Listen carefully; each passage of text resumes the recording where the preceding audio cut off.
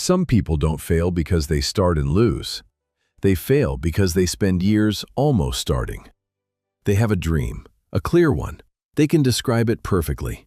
The work they will do, the life they will build, the person they will become. The moment everything finally changes. And for a while, it feels beautiful. Because in that dream, they are focused, confident, free, finally themselves. But then another year passes. Nothing changes. They talk about the same plan. They imagine the same future. They collect more ideas, more notes, more inspiration. And slowly, something painful begins to happen. The dream that was supposed to save them becomes the place where they hide. Not because they are lazy. Not because they are stupid. Not because they don't want it badly enough. The truth is more uncomfortable. Sometimes people don't start because the dream has become too important to risk. Today, we're going to look at 6 psychological reasons why intelligent, capable people dream big but stay stuck. And near the end, we'll talk about something almost nobody connects to this: the loneliness of living between the person you are right now and the person you are convinced you could become. 1.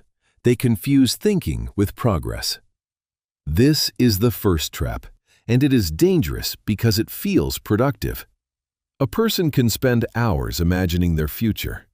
They imagine the business, the body, the relationship, the creative project, the new life. They can almost feel it, and that feeling matters. Research by psychologist Gabrielle Oettingen on positive fantasies and mental contrasting found something counterintuitive. Vividly imagining a successful future can sometimes reduce the energy needed to actually move toward it. The brain can simply experience the fantasy as a small emotional reward. You imagine success, you feel satisfaction, you get a small taste of a new identity, and for a moment, the tension disappears. The problem is that tension is often what creates movement.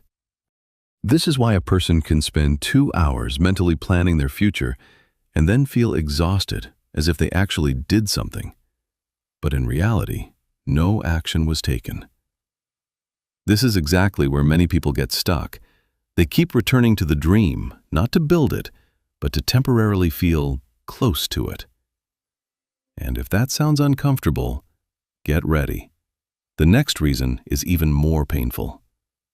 Sometimes people avoid action because the dream, in their mind, always remains perfect. 2. The dream stays perfect because they never test it. Here is something nobody likes to admit. As long as you haven't tried, the world cannot reject you.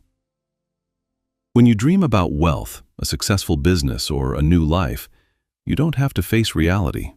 No rejection, no deadlines, no problems, no fears. In your mind, the dream is still beautiful, untouched, clean. The moment you begin, you let reality in, and reality has friction. A real audience may not care. A real client may not buy. A real attempt may look awkward.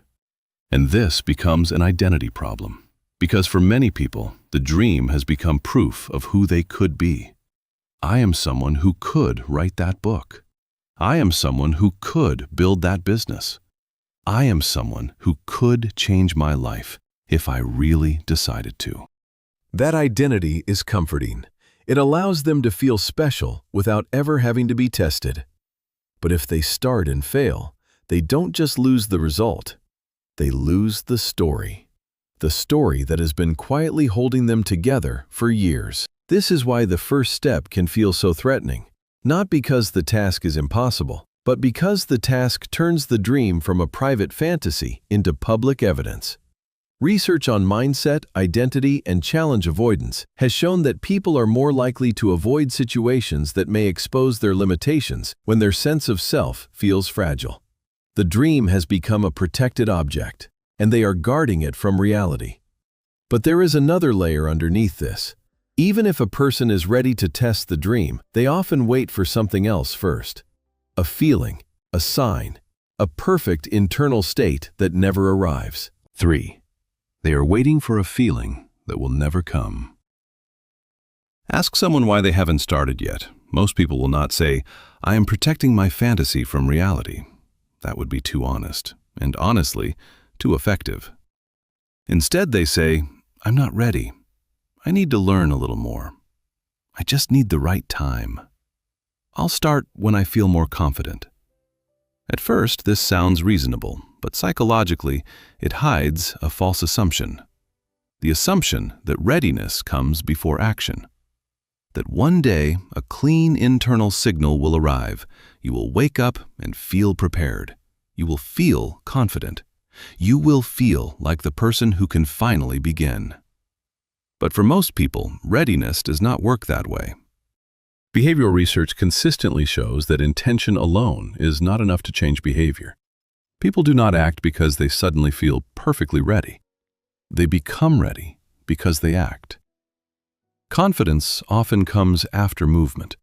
Clarity often comes after contact with reality. Courage often appears only when the first uncomfortable step has already been taken. This is why waiting can become so dangerous, because waiting starts as preparation, then becomes comfort, then becomes identity. A person stops saying, "I haven't started yet," and begins to feel, "I am someone who is still preparing." That identity can last for years. And think about this. The longer they wait for readiness, the less ready they feel. Because every year of not starting becomes new. Evidence. I must not be ready. I must need more time. I must not be the kind of person who follows through. And now the dream has two walls around it. The first wall, they are afraid to test it. The second wall, they are waiting until they feel ready enough to test it. But the next reason is the one most people disguise as intelligence. 4. Overthinking is not thinking. It is an attempt to hide. There is a kind of analysis that looks impressive. Every risk is considered. Every outcome is calculated. Every possible mistake is anticipated. Every detail has a backup plan. From the outside, it looks like preparation. But sometimes, it is not preparation. It is avoidance wearing a good suit. Overthinking feels responsible because it creates movement inside the mind. But the body is still. No action has happened. The person is not moving toward the goal. They are moving around it. Clinical psychology often calls this analysis paralysis, when excessive thinking blocks action instead of supporting it. And on the level of the nervous system, it makes sense. If starting feels threatening, the brain looks for a way to delay the threat, so it produces more questions. What if this fails? What if I choose the wrong niche? What if people judge me? What if I waste time? What if I start and realize I'm not actually good enough? And because every question feels important, the person keeps thinking. But notice the hidden function.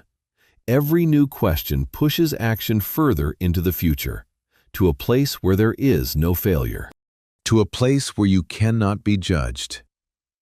A person performs mental labor without receiving the reward of real progress. They are tired from a life they have not started living, and that exhaustion becomes another excuse. I'm too drained to begin. And then a deeper lock appears. Because sometimes, even when a person knows what to do, even when the first step is obvious, something inside still says, "This is not you." 5. Their identity and their goal are two different people. This is the most invisible reason people stay stuck, and probably the strongest one.